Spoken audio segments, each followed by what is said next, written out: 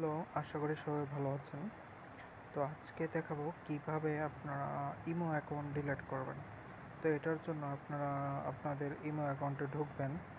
তো আমি আমার ইমো অ্যাকাউন্টে ঢুকছি।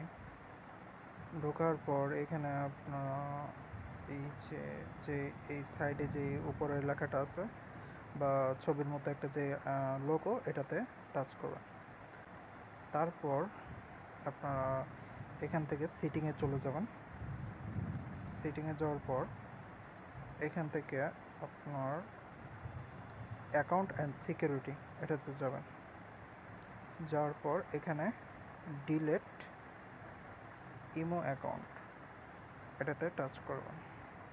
টাচ করার পর এখান থেকে এটা যদি আপনাদের পড়ার ইচ্ছা থাকে তাহলে পড়বেন, আর না পড়ার ইচ্ছা থাকলে এখান থেকে অ্যাপ্লাই ডিলেট এটা দিয়ে দেবেন। দেখেন এখনও এখানে এখানে বিভিন্ন অপশন আইছে আর কি, যে কেন আপনি আপনার ইমো অ্যাকাউন্টটা ডিলিট করতে চান আর কি।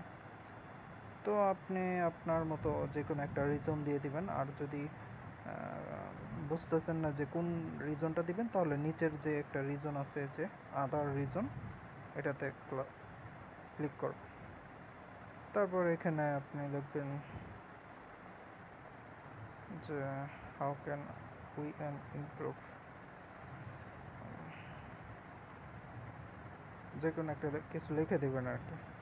এরকম লিখে দেন এখানে আপনার যে নাম্বারটা আছে, যেই নাম্বারে আপনার ইমো খোলা ছিল, ওই নাম্বারটা আপনার ইমো খোলা ছিল, এই নাম্বারটা এখানে দিয়ে দেবেন। তো আমি আমার নাম্বারটা দিয়ে দিচ্ছি।